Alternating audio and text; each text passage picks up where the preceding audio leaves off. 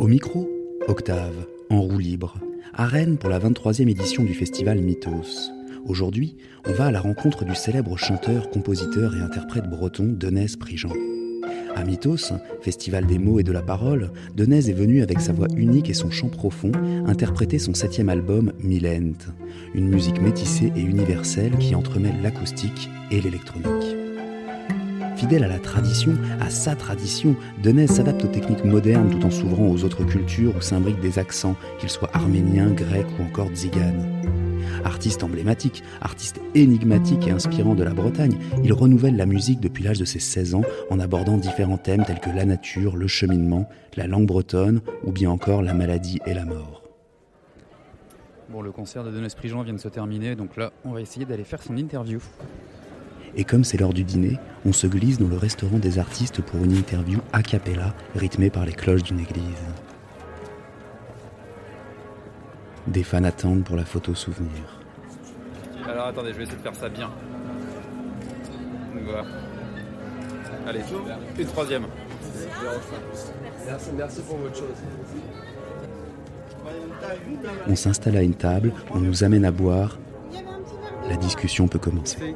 Et une bière, c'est bien ça. C'est un orgon et la bière c'est la grande orgon. Donc on a les cloches pour nous accompagner. Une première question, quelque chose étonne dans ce concert, c'est la place que vous avez su faire à la musique électronique. Oui, moi la musique électronique, et moi c'est une vieille histoire en fait qui date de 1997. Une histoire qui a commencé avec Arnaud Rebottini pour la création d'un disque qui s'appelait Mes Alchenon Urfulenor. Donc où il y avait, c'était tout au début des nouvelles musiques électroniques. Il n'y en avait pas beaucoup en France encore. Il y en avait quelques-uns, il y avait 4 ou 5 et Arnaud Rebottini en faisait partie. Moi j'ai eu cette idée de marier la musique bretonne à l'électro.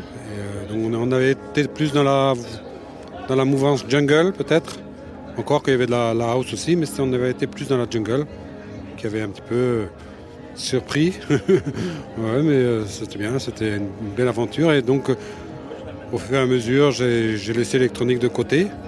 Parce que sur scène, c'est vrai que c'était difficile. Elle avait tendance un peu à vampiriser le chant. Et puis, à l'occasion de quelques remixes que j'ai fait de mon avant-dernier album, j'ai rencontré Arnaud Le Guilcher, donc alias James Digger, qui habitait à 3 km de chez moi. Donc voilà, les gens ont beaucoup apprécié les remixes. Et donc du coup, je me suis dit que pour le prochain disque, ce serait bien de l'inviter, ce qui était fait. Et puis donc nous voilà sur scène maintenant.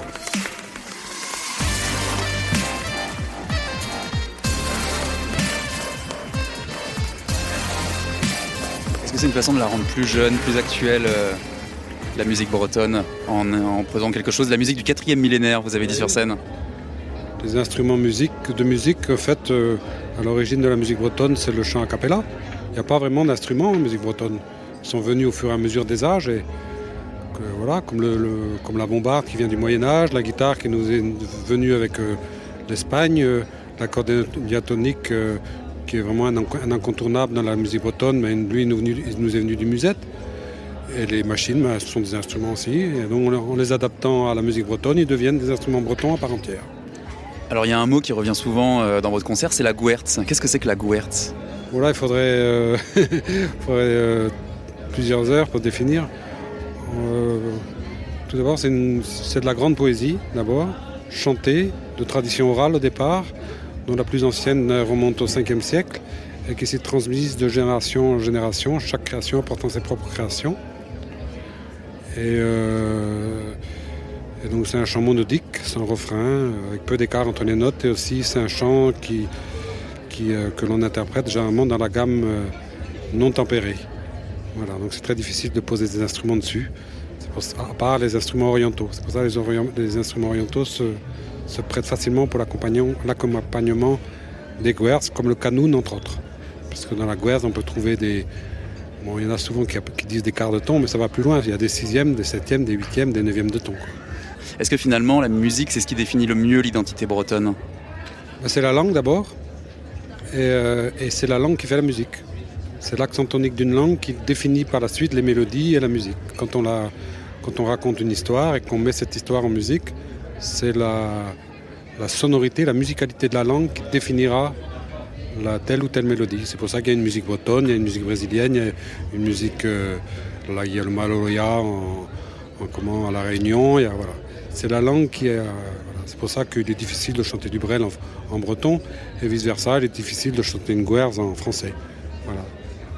Il y a quand même une chanson que vous avez faite en français.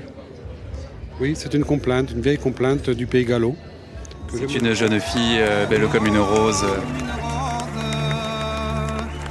Elle a eu un enfant, personne n'en est la cause. Ne sachant comment faire pour s'en débarrasser. Dans la rivière courante, elle s'en va l'y jeter. C'est vraiment une très belle œuvre, très bien écrite, mais j'ai changé le dernier couplet qui finissait mal, donc voilà, pas bien, qui finissait mal. Voilà, et je lui ai donné un côté plus fantastique, plus dans le style de la Gwerz, où dans la Gwerz, il y a toujours l'ingrédient fantastique qu'on retrouve. Donc à la fin, en fait, l'enfant ne meurt pas, l'enfant n'est pas mort, et donc la fille n'est pas brûlée. Voilà, donc ça c'est 2 couplets que j'ai rajoutés, et j'ai enlevé le dernier où elle se fait brûler, effectivement. Au soleil de minuit, l'enfant j'ai retrouvé sur la rive endormie, sur la rive endormie, un ange enveloppé. Parce que finalement, les chansons du répertoire breton, elles sont très mélancoliques, elles sont très lugubres, elles sont très sombres.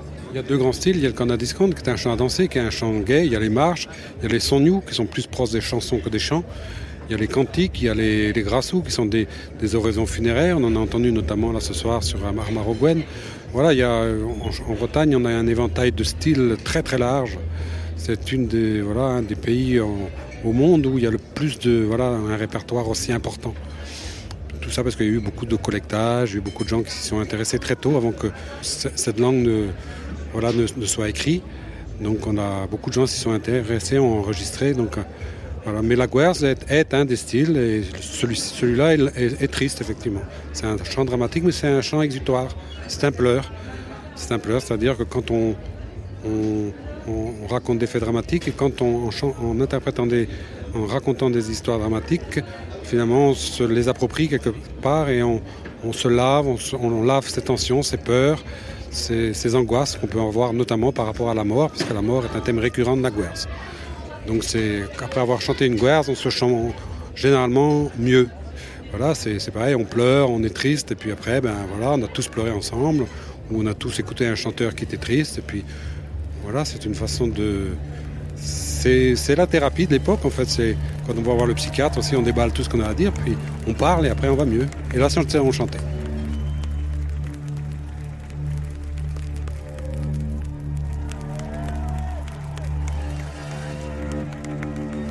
Est-ce que le Denès Prigent, c'est un conteur, c'est un chanteur? Qu'est-ce que c'est? Je sais pas, c'est un homme avant tout, une personne en tout cas, qui est très attaché à ses racines.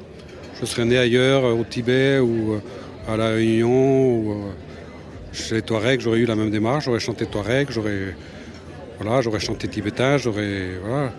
Donc voilà, ma graine est tombée ici en Bretagne, mon chêne a poussé en Bretagne et mes racines sont en Bretagne, donc ma musique est une musique bretonne, mais ça ne veut pas dire que je suis refermé, que je me renferme sur moi-même.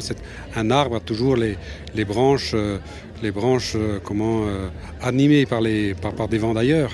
Donc voilà, c'est ça en fait. Moi, ma terre est ici, mais mes vents, mes branches, mes feuilles sont à l'écoute des vents du monde. Est-ce que c'est le message de votre dernier album, du moins son titre? Oui, c'est 1000 ânes, 1000 chemins, oui. Mais ça a toujours été mon message, ce sera toujours mon message. Ouais. C'est à partir d'un chant a cappella comme les La Gwerz ou le canadiscan, il y a 1000 chemins qui s'offrent devant nous, 1000 possibilités de l'habiller, puisqu'à l'origine il était a cappella. Voilà. C'est quoi l'état des lieux aujourd'hui de la langue bretonne? C'est une langue en voie de disparition, qui est méprisée par les politiques parisiens. Je dis parisiens, pas français, que les Français aimeraient bien revoir, comme les autres langues, le basque, le corse. Mais il y a une petite caste à Paris qui a décidé que non, ça n'allait pas se faire. Donc ils se donnent le mot de génération en génération. Donc voilà. En France, il y a 3 couleurs, il y a le bleu, le blanc, le rouge, mais toutes les couleurs intermédiaires n'ont pas droit d'exister. Et le breton en fait partie. Donc, voilà, donc le breton, c'est un petit peu comme le monde, la France même, est un peu à l'image d'une prairie avec 1000 espèces de fleurs différentes. Chacune a sa couleur, sa forme, son parfum. Et voilà, la culture, c'est ça en général. La Bretagne est une de ces fleurs avec sa langue, sa musique, ses danses. Voilà, et ces gens dont je viens de parler tout à l'heure préféreraient voir le monde comme un grand champ de maïs transgénique où tous les épis sont bien rangés. Les gens ne veulent pas ça, ils veulent la diversité. Parce que chaque être est différent. Et chaque être a une histoire différente. Et chaque culture a une histoire différente. Voilà. Diversité du public aussi, il y a beaucoup de jeunes, c'est peut-être une note d'espoir de voir beaucoup de jeunes à des concerts de musique bretonne dont ils ne comprennent pas forcément la langue. Voilà, il n'y a plus cette honte en tout cas de la part des jeunes. Les jeunes voient ça comme un plus aujourd'hui.